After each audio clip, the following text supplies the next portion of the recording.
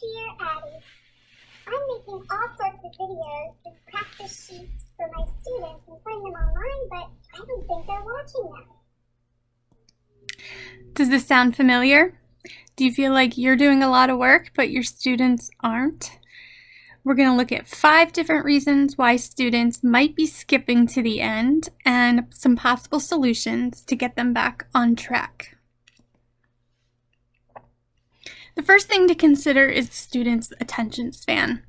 Obviously, this varies between different students, different ages and grades, but be reasonable in your expectations. Your students most likely do not have the same level of interest, stamina, or skill as you do when engaging with your materials. Make the course and lesson design appealing to the students, not necessarily to adults. Use memes, GIFs, videos, reference popular movies, songs, YouTubers, video games, things that they're familiar with. Of course, you want them to be connected to the content or your lesson, but these will act as a good hook to gain or even maintain your students' attention. Do you prefer books with long or short chapters? I prefer those with short chapters because I feel like I'm reading the book faster. The smaller parts of your class can give students the sense that they are moving along quickly. So chunk your assignments so they feel like small chapters. Consider using checklists or creating multiple materials that are all together in a single folder or listed on a single page. Hyperdocs, a document that includes hyperlinks to different resources or assignments, can be helpful here too. You can blend the links with the checklist. Pick and choose what assignments or artifacts you will comment on. You can't comment on all of them. And then designate time in your week for giving students feedback. Also consider how and where you provide the feedback. Students rarely go back into assignments, so putting lengthy comments there will never be seen. Consider using the messages, a portfolio, or creating a shared document where you can put comments throughout the year.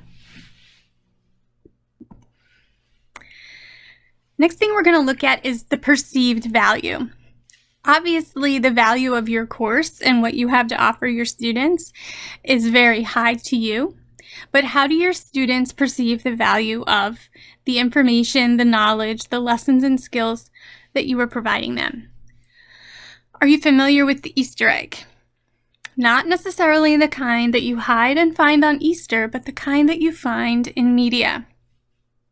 A hidden message, picture, video, something that fans find and use to gain points, or they act as clues to later releases. Of course, you see and know the value in all of these resources and activities, but your students need to understand why each part is important. And the best way to do that is to plant some Easter eggs. Process versus product. Students must feel like they're gaining something as they process through all the parts of your lesson. So let the value, whether that be points or a grade of their completion and responses to process pieces, match that of the final product. Journaling, self-assessment, reflection, survey or form responses, these are all options. As students become more familiar with the purpose and objective of the lesson or unit, have them answer questions about how different parts or assignments of the lesson help to relay that information. Anytime you can have students refer back to something they did before will not only spark that working memory, but will mean they need to pay attention to the important information because they will need it later.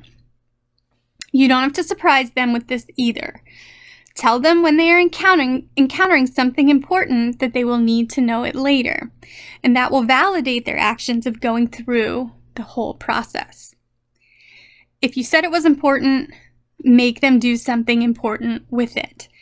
Let their gained knowledge be the edge, that helps them get a better grade. Student workload. So no one is being underworked these days.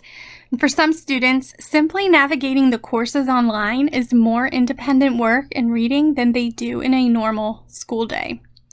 Not only do they need to do the work, they need to do the work to get to the work, which for some can be a lot of work.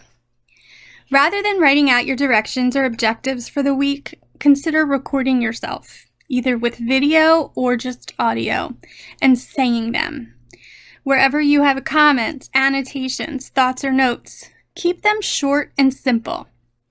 Consider the task. If it involves a lot of reading, provide students with the printable version.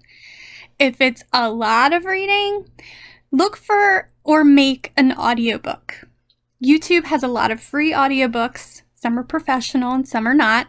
You'll have to preview them to make sure that they make the cut. If you know that students will have difficulty with a certain part of the lesson, build in strategies for them to use. Of course, they won't use them unless you make them. So if it is really something you want them to do, you have to make it count. Student interest. So let's be honest here. Interest alone is not enough for anyone. The key is to build a sense of importance and urgency. And since we're being honest, it ain't going to be easy. In this area, we could really refer to your instruction and lessons as consumer goods. And more than ever, you need to create a demand for what you're selling. Building appeal in your coursework can be helpful, but students will see right through it if you're off target, so it's not the most reliable resource.